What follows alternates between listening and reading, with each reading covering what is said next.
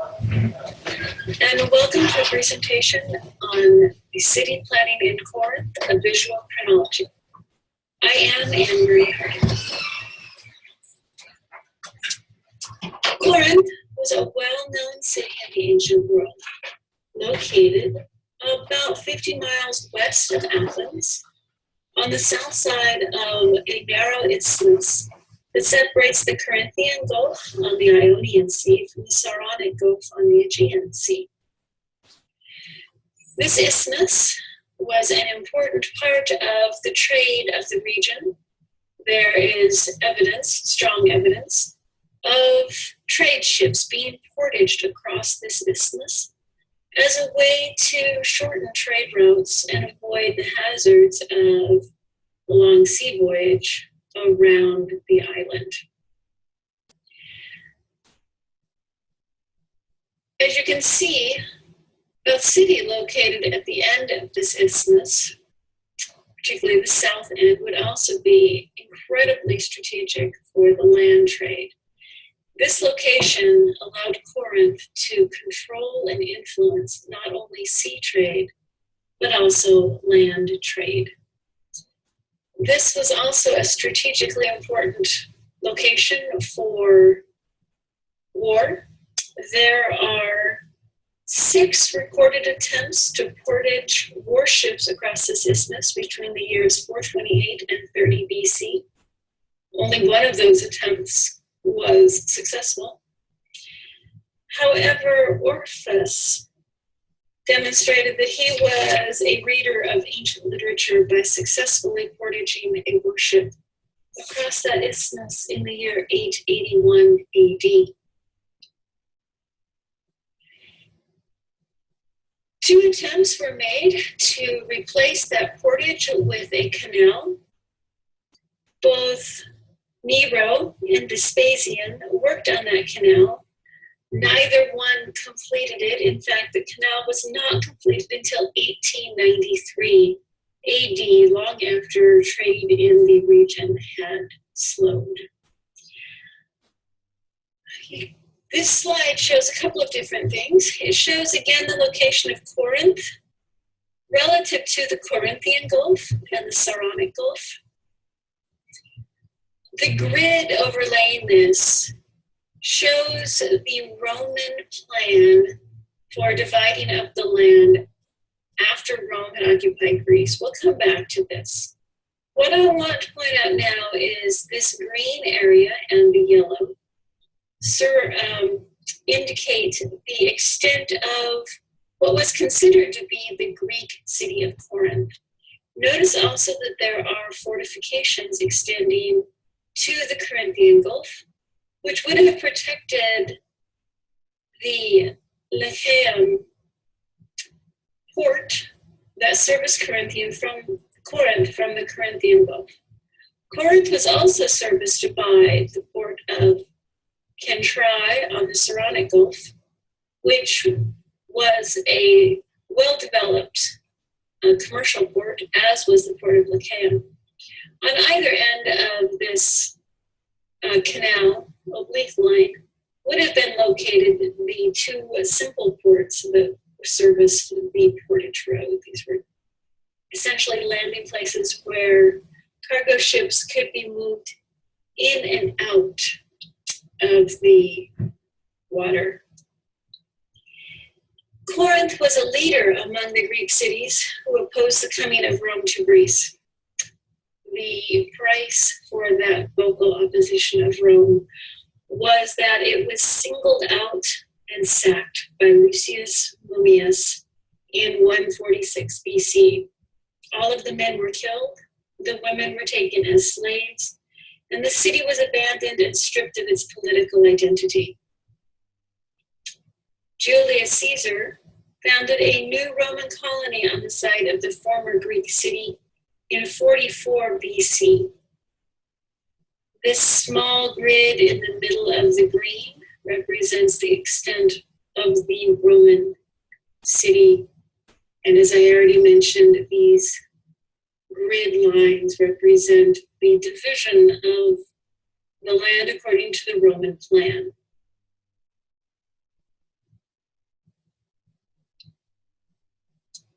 Before we come back to that, I would like to illustrate an overview of the city of Corinth within its environs. This is again the Greek city. You can see here this wall, this outlines the green wall. This would be the fortification wall around the city. This is the Acrocorinth that served as the Acropolis of the Greek city. There are several gates in the wall, as you can see, leading to various locations that would have brought trade into the city. Also notice that there is a small villa outside the city wall. There's also a cemetery and a couple of sanctuaries. In reality, the entire region was filled with shrines and sanctuaries and various small villages that would have been loosely associated with the city of Corinth. There was also an active agricultural trade in this region. This whole plain was fairly fertile. Actually, more fertile on this side of the valley than on the other side.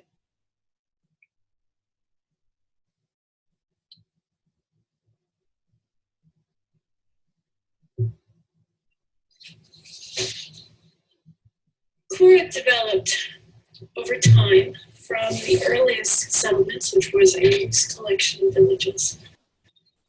What we see here is the end result as Corinth existed somewhere around between the years 100 or 200 and 100 BC. In the 7th century BC, the first temple was built in about the same place as what is called the Archaic Temple. The sacred spring, which you see right here, was developed. And we're going to take a closer look at the development of that site over time in just a minute. In the 5th and 6th centuries BC, the first temple was destroyed and was replaced by this archaic temple. This archaic temple actually still stands in the ruins of ancient Corinth. So one of the things I want to point out is, as we go through the changes that were made in the approaches to this temple, in the Greek period, especially in the 5th and 6th centuries, the formal approach to this temple was from the northeast, accessed by a ramp. Well, from the northeast, and then there was a secondary ramp coming from the southwest. And at some point, there was a small stoa constructed to the east of this temple. There were graves located within the city proper, and they received a small tenemos, which was located down here, near what is labeled as the race course. Now, this race course didn't come in until later, till about between the 4th and the 5th centuries BC. At the same time that the Carrion Fountain, which is right here, received draw basins, and additional temples were constructed. We will look at all of this kind of in an overview as we go through.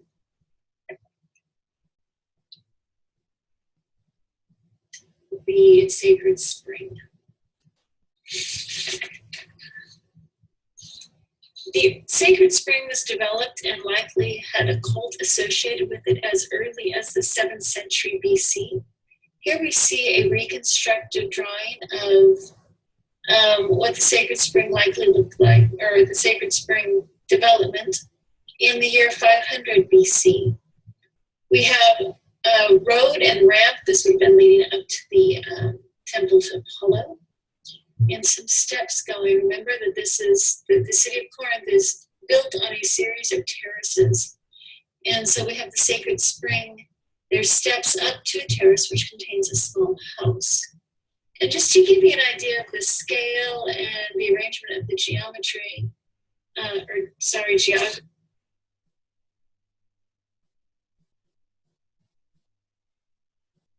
of what the sacred spring and the city in that immediate vicinity could have looked like at this time. Here we have the sacred spring. Notice there's a ramp leading up to it. Here are the steps leading up to the Temple of Apollo, up on a fairly substantial cliff.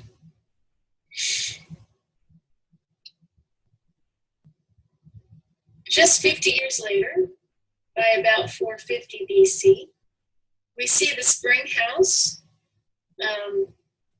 looking pretty much the same, but notice that the house on the terrace has been removed. There's now a retaining wall, it looks like, installed, perhaps some steps. This access way has been installed into the spring house. We see further development of the Carrion Road. This would be the road to that major port that was later to be included inside the fortification walls. And notice this apsidal building that has been associated with the spring house, and more development of the road alongside the apsidal building. Again, the Temple of Apollo would have been up here on this cliff to the north. Right, we're somewhere between 400 and 375 BC, so we're looking at about another 50 years. An altar has been added, and there is a new little building down here called the Quadriga Base. There's also 2 manholes. This suggests that there was some underground structure or cavern or space, or maybe some sewage or waterways or canal underground that needed to be accessed. But for whatever reason, there was a manhole, probably on either one of these terraces. We have some foundation showing, or buildings showing over here. It's pretty small for buildings. Notice the scale on this. This scale bar is only 16 meters long, so not a huge scale here. Another 50 years or so closer to present time, and we now find some bleachers. It's suggesting that there was some activity in this open space. The altar has been relocated yet again, and the spring house has been deconstructed and replaced with simply an entry into the 2 steps leading down into an underground chamber for some sort of, we'll assume there was a shrine of some sort down there. The apsidal building still stands, and we can see that the road has been widened, and the Quadriga Base still exists and now has some additional construction going on around it. So we can see that during this time frame, the Greeks were developing and changing and building their city over time, as you would expect.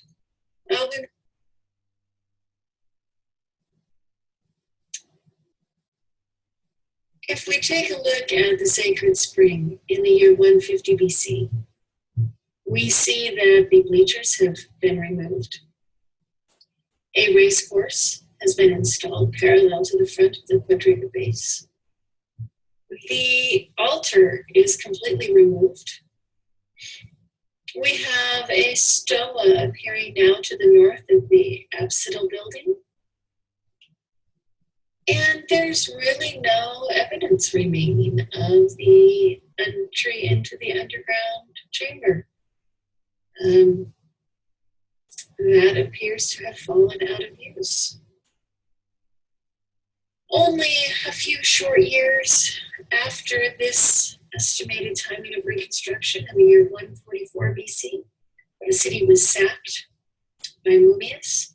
The men were all killed, and the women were sold into slavery, and the city remained largely abandoned until Julius Caesar decided to reestablish a colony there in 44 BC.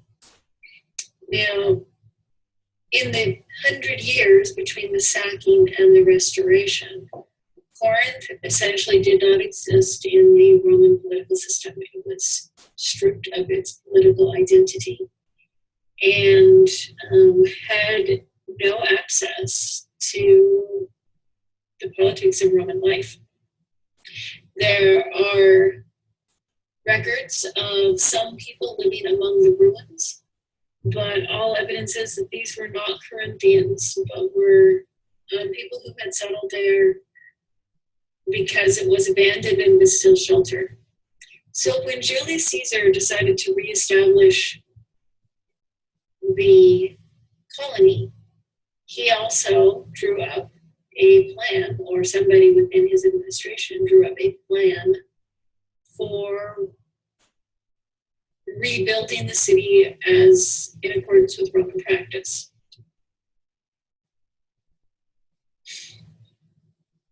And Roman practice was linear, very linear. So as you can see, there was a plan which involved overlaying a grid on the city.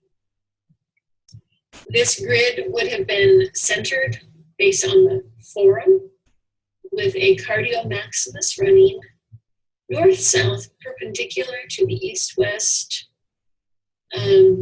axis of the forum.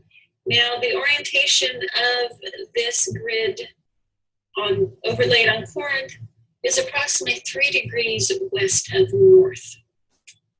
And that is because the forum was placed pretty much where the racetrack was. And so the alignment of the existing buildings and the alignment of the Lechaean Road, which formed the Carrion Fountain, resulted in a slightly skewed off of north-south grid. The overall plan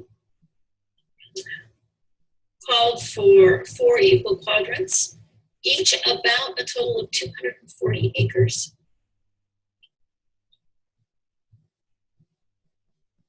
Under this plan, each city block, which are the grids located here, these little squares are each what would have been considered one city block, and those were each about 1 acre in size. You can see there's an amphitheater in the upper northeast corner. This corresponded to the amphitheater of the Greek community. There's a circus located in the northwest corner. And that, well, we'll see how that region develops. You can see that actually that was, I don't know that that ever came to be. I never found any drawings that showed a circus, but that was apparently the plan. So there must be some evidence of that. Most of the remainder of this presentation is going to focus on the area around the forum and the temples that you see there in the center of this grid. The city proper, as it was originally laid out, would have been entirely contained within the Greek walls. And this grid, as you can see, encompasses a fairly decent size. We've got, it's a 1 kilometer by 2 kilometer space. 1 kilometer by 2.2 kilometers. So it's about 2 square kilometers. The forum was the political, social, and economic center of Roman urban life, and the space for that forum was planned for and reserved early in the stage, and the whole city was built around this forum. This is a drawing of the central area and theater district in about the year 77 AD. The earliest Roman construction was a retaining wall for the west terrace, upon which sits temples F and G, immediately to the west of the open forum space. The south stoa that had existed in the Greek city was modified to include larger rooms, but retained its colonnade. The Temple of Apollo was flanked by colonnades north and south, and the formal access to this temple was moved from the northeast, where the Greeks had had it, to the west end, effectively rotating the orientation of the temple 180 degrees. There is a basilica flanking the Carrion Road on one side and the cliff of the Temple Hill on the other side, just north of, just immediately to the east of the Apollo temple, kind of out of alignment with the temple. So you can see that there's some complication to the Roman plan. The Carrion Road is not exactly in alignment with the existing Greek buildings, and so the right angles that Romans preferred are going to be adjusted a little bit, and we'll see how that manifests as we move through. The Carrion Fountain is refurbished and extended. That is located on the north side of the forum in that little cluster of buildings there on the east of the Carrion Road. There's a Julian Basilica located just to the east side of the forum. It's that little square building with 3 protrusions off the east side, just north of what would have been the South Stoa.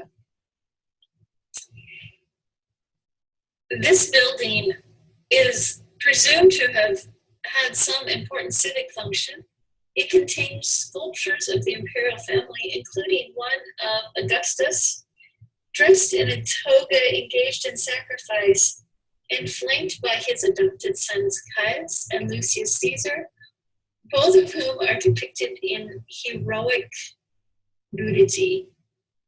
And there's no real, that I found, no good evidence of what this building would have been, but the presence of the imperial family indicates that it was important to Roman life in this city.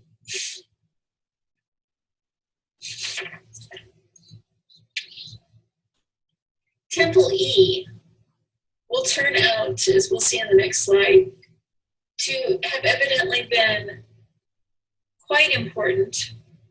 And it stands in this drawing directly to the west of the forum.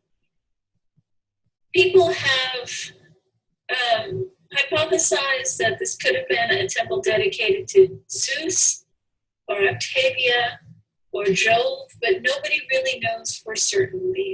The actual dedication of this temple is unknown. Notice that there is a rostra just south of the center of the forum.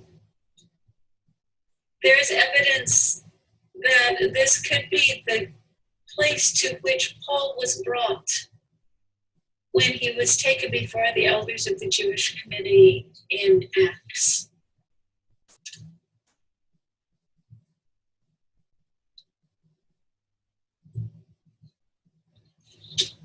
This is what Corinth would have looked like 100 to 200 years after the birth of Christ. And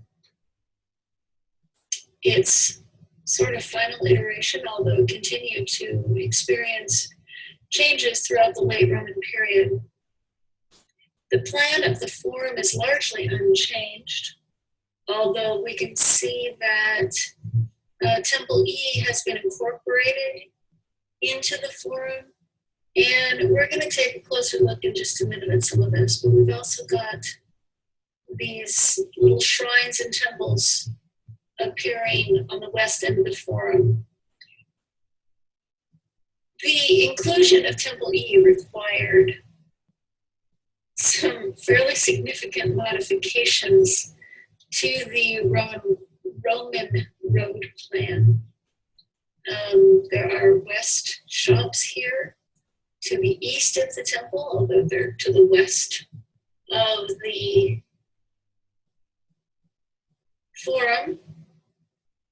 We've got northwest shops. Notice the Carrion Fountain has now got more draw basins than it had previously. There's a Parabos of Apollo that we will examine later in this presentation as a visual for the extent to which building took place over the existence of Corinth. We've got a secondary theater now, the Odeon, in addition to the larger Greek theater. And the North Market still stands. We now have baths along the Lachean Road. So let's take a look at the region around the Temple E. This temple was enlarged to include a courtyard, or rather there was a courtyard constructed around this temple. However, the temple is surrounded on three sides by roads, and in order to maintain traffic flow, so what we have here is a close-up of the road plan leading into the south of the Temple E. You can see the west shops in the upper left corner of this drawing. Notice that Cardo to West, which would have been one of the original north-south roads planned, is now blocked by a long rectangular building. This road was closed, and an additional road, Cardo to A West, was added fairly close to the Cardo 3 West, original north-south road. There's also an additional road installed alongside the west shops in order to allow traffic, even though that road is out of alignment with the Ducanamus and disrupts the Roman rectangular plan in this region.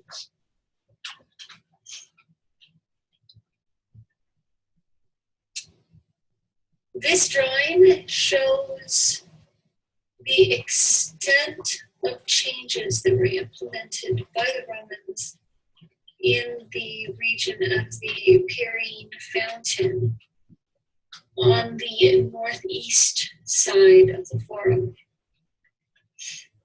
The black drawings represent the Greek structures. The red represent the Roman construction, both early and late. Notice that alignment with the road was more important than alignment with the existing Greek structures, so that the majority of the new Roman construction aligned with the Lachean Road in what they considered to be the primary north-south directions of travel.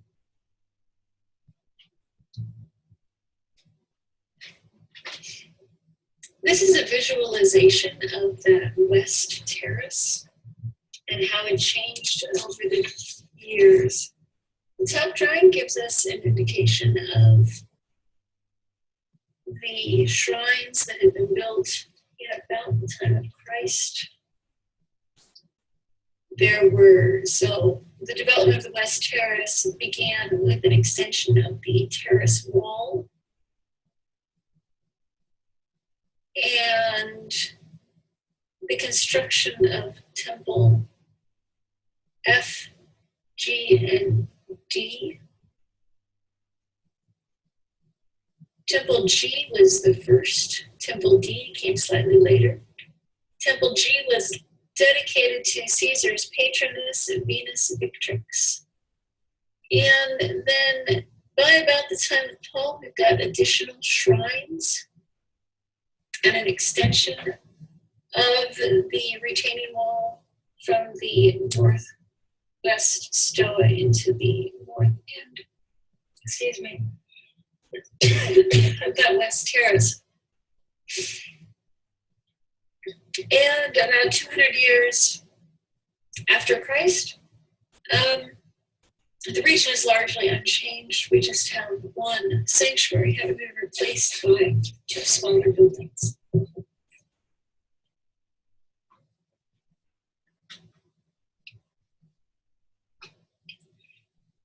In this slide, we can see the vast amount of construction that was carried out in the region of the parables of Apollo over time. On the left, we have an overlayment of all of the Greek construction in kind of the darker, more solid shading. And then transitioning into the Roman constructions in the lighter, more hatched shading. And then on the right-hand side of the screen, we see the parables of Apollo in its final form. As you can see, there was a lot going on in this region, and this is fairly indicative of most of Corinth.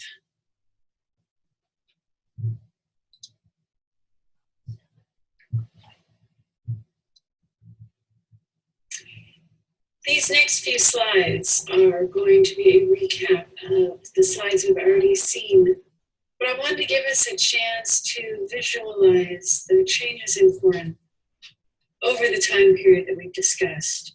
So we'll go through these fairly quickly and with minimal conversation. Here is the city between 200 and 100 BC. By 77 AD, after the Romans had taken over, we can see that things had changed somewhat. Until we get to 100 to 200 AD, and we can see that there was some fairly significant change to the city, although many of the bones of the Greek structures remain, and we can still see the impacts of the Greek on this now Roman theme. Corinth continued to grow and develop, but it underwent some pretty dramatic changes. In the year 267, the lower city was destroyed by Goths and Herodians. In 375, there was an earthquake. Although Showalter and Friesen questioned some of these seismic events, the Corinthian Computer Project still has them on their timeline, so I'm going to leave them in for now. In 395, the city was conquered by Alaric the Goth. In 521, there was an earthquake. In 551, only 3 to 400 years after this image, the city was essentially destroyed by an earthquake. Throughout the 6th and 8th centuries, repeated invasions by Slavic tribes, and the settlement picks up and moves to Acro-Corinth. In the 10th century, the lower town is inhabited. In the 11th century, the settlement experienced prosperity until 1147, when the Norman invasion by Roger of Sicily took place and the city was plundered. In 1204, Geoffrey de Villehardouin is granted Corinth after the sack of Constantinople. In 1205, to 1208, the Corinth is besieged by William of Champlitte. And in 1208, the Greek tyrant Leo Scoros kills himself by riding off the top of the Corinth.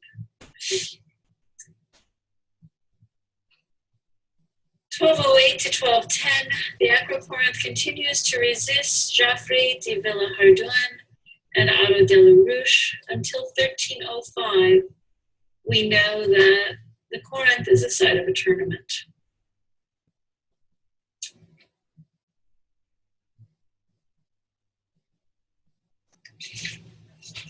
It is in the interim, there were some buildings constructed that were dedicated to Christian worship. But this did not occur until the 6th century. In the 6th century, there was an enormous church, the length of 2 football fields, constructed at the Lechel. And there were basilicas also constructed in the immediate region around the city.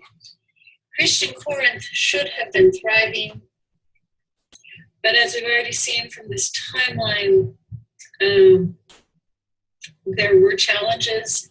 One of those being that what should have been a prosperous time, the city was struck by the bubonic plague and suffered devastating mortality rates, and was cast into an economic depression that lasted 500 years. The city of Corinth was never fully repopulated and has relocated to its current location.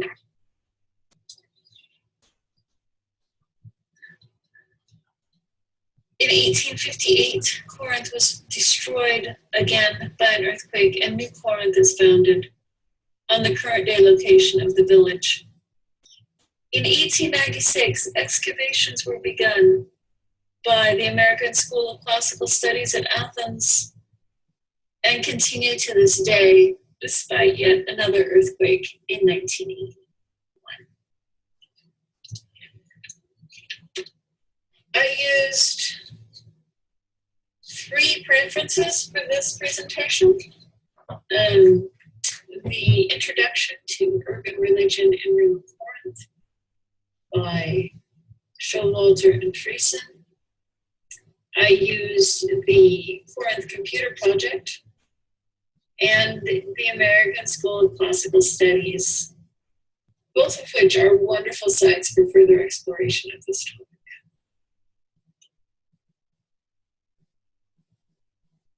I hope you've enjoyed this presentation. I know I very much enjoyed creating it. It was an interesting topic to explore.